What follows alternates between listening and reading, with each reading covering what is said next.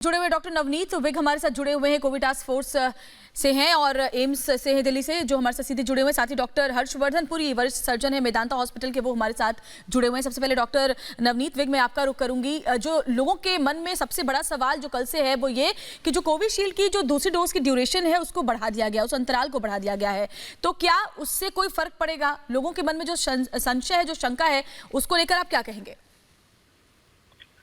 देखिए, वैक्सीन लेने के बाद भी मास्क पहनने की जरूरत है।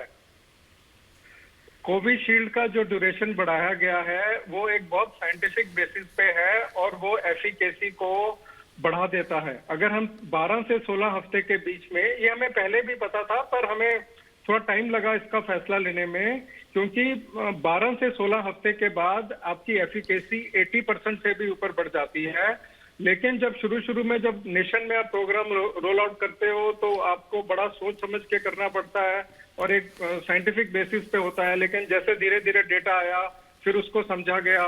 लेकिन अभी इस टाइम अगर हम 3 महीने के बाद हम ये वैक्सीन लेते हैं कोविशील्ड की, तो इसकी एफिकेसी बढ़ जाती है। बॉडी में जो एंटी स्पाइक एंटीबॉडीज होती हैं उसकी मात्रा, सपोज पहले अगर किसी एयू वैल्यूज अगर 25,000 होती है तो 3 महीने के बाद वो 50,000 बढ़ जाती है। और इसी तरह सूडोवायरॉन को जो हम न्यूट्रलाइज करते हैं, न्यूट्रलाइजेशन एंटीबॉडीज होती हैं, वो भी। तो एफिकेसी कोविशील्ड वैक्सीन की 3 महीने के बाद वो बढ़ जाती है और काफी बढ़ जाती है। तो इसीलिए ये फैसला लिया गया है और हमें मतलब, और इससे हमें देश को बहुत मदद मिलने वाली है। देश को हम एक डोज वैक्सीन की काफी लोगों को जल्दी दे पाएंगे, ये भी एक इसका दूसरा फायदा है।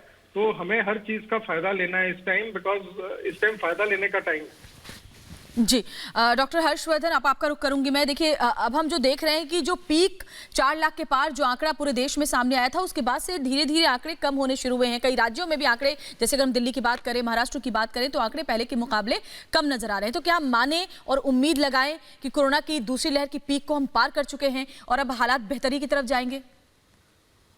देखिए, कुछ शहरों में तो ऐसा माना जा सकता है, जैसे कि 13 शहरों में प्लेट्यू फेज आ रहा है।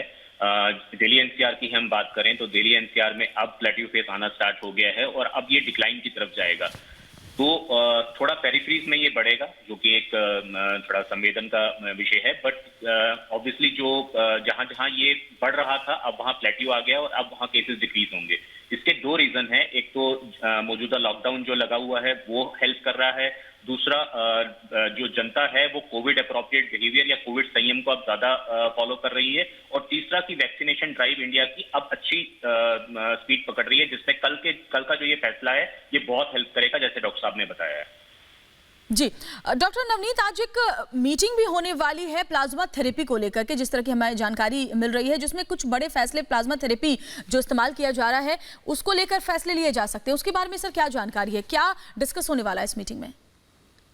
देखिए, मैं ये कहना चाहता हूँ, हमें किसी भी चीज को हाइप नहीं करना चाहिए। हमें जैसे अब कोविशील्ड का फैसला हुआ, ये एक बहुत अच्छा फैसला था।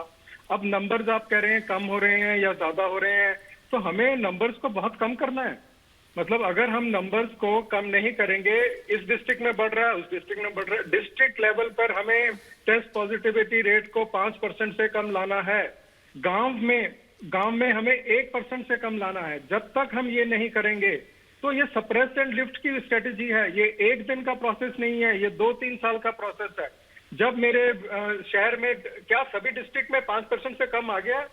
हमने क्या इंश्योर किया कि सभी डिस्ट्रिक्ट में 5% से कम आ गया है? हमारे गांवों में 1% से कम है। हमारे गांवों में क्वारंटाइन फैसिलिटीज हैं, ताकि कोई हमें किसी को आइसोलेट करना पड़े, क्वारंटाइन करना पड़े। तो हमें सारी तैयारी हमेशा के लिए रखनी है, अगले 2-3 साल के लिए हमें तैयारी रखनी है, नहीं तो हम इस पे विजय नहीं पा। और इसको हमें हाइप नहीं करना है, हमें एक सिस्टम बनाना है। हेल्थ इंफ्रास्ट्रक्चर को इम्प्रूव करने का ये बेस्ट मौका है और हमें उसका फायदा उठाना है। प्लाज्मा का एक रोल है, मतलब अगर हम वो भी पहले 7 दिन के अंदर रोल है, तो हमें कुछ मरीजों में बड़ा सिलेक्टिव होके प्लाज्मा का रोल है, लेकिन हम किसी को 7 दिन के बाद दे दें और प्लाज्मा में न्यूट्रलाइजेशन एंटीबॉडीज भी नहीं है, उसको बिना चेक करे दे दें, तो वो सब ठीक नहीं है। तो हर चीज का एक समय पे रोल है। कोई, जैसे आपने रेमडेसिविर की बात की, भी रेमडेसिविर किसी हॉस्पिटल में जब मरीज भर्ती होता है उसको ऑक्सीजन की थेरेपी है और पहले 10 दिन की इलनेस है तब हम रेमडेसिविर देते हैं। टॉसिजुलामैब हम कब देते हैं? टॉसिजुलामैब हम देते हैं पेशेंट अस्पताल में भर्ती है, स्टेरॉइड्स पे हमारी आंखों के सामने वर्सन कर रहा है और उसकी लैब पैरामीटर्स कुछ हाई, सीआरपी हाई है, तभी हम देने की। भाई पिछले 2000 पेशेंट्स में मैं सिर्फ 3 पेशेंट को दे पाया हूँ। इतनी मुश्किल। जी बिल्कुल सही कह रहे हैं आप, और इस मीटिंग में यही निकलकर सामने आएगा। डॉक्टर हर्षवर्धन, मैं आपका रुख करूंगी। कोरोना की दूसरी लहर अभी थमी भी नहीं है, अभी तो बहुत सारे ऐसे ग्रामीण इलाके हैं जहां बहुत तेजी के साथ मामले सामने आ रहे हैं, और ब्लैक फंगस अब लोगों की जान लेने पर आमादा हो गया। तो ब्लैक फंगस के बारे में भी जानकारी दें डॉक्टर।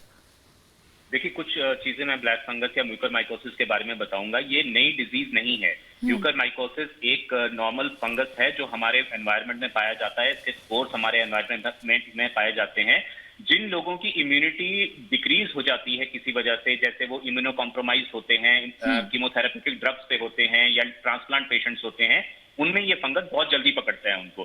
कोविड में ये सामने क्यों आ रहा है? क्योंकि कोविड जो है वो शरीर की इम्यूनिटी को कम करता है, और कम करना ऐसा नहीं है कि घर में बैठे बैठे आपको म्यूकरमाइकोसिस हो जाएगा, लेकिन जब अगर आपकी इम्यूनिटी कॉम्प्रोमाइज है, आप ट्रांसप्लांट पेशेंट हैं या आप शुगर के पेशेंट हैं, और आजकल देखा गया है, आपके चैनल के माध्यम से मैं लोगों को बताऊंगा कि व्हाट्सएप फॉरवर्ड्स देख के लोग बहुत सारे स्टीरॉइड्स को खुद ही ओवर द काउंटर खरीद के खाना स्टार्ट कर दिया है। उनको उनका डोजेज नहीं पता है, कब स्टार्ट करना है, कब स्टॉप करना है, कितना डोजेज में लेना है। तो जो मास डायबिटीज होती है वो अनमास्क हो जाती है, और कई बार वो कीटोएसिडोसिस में चले जाते हैं। उन पेशेंट्स में म्यूकरमाइकोसिस का खतरा बहुत बढ़ जाता है। ये ब्लैक फंगस है, राइनो ऑर्बिटल फंगस। तो ऐसे में लोगों को जरूरत है कि बिना डॉक्टर के सलाह के कोई भी दवा खुद से बिल्कुल भी ना लें, चिकित्सीय परामर्श जरूर लें। बहुत बहुत शुक्रिया डॉक्टर नवनीत, आपका भी, डॉक्टर हर्षवर्धन आपका भी, लोगों को ये तमाम जानकारियां देने के लिए। और इस बीच एक बड़ी खबर आ रही है। थोड़ी देर में प्रधानमंत्री मोदी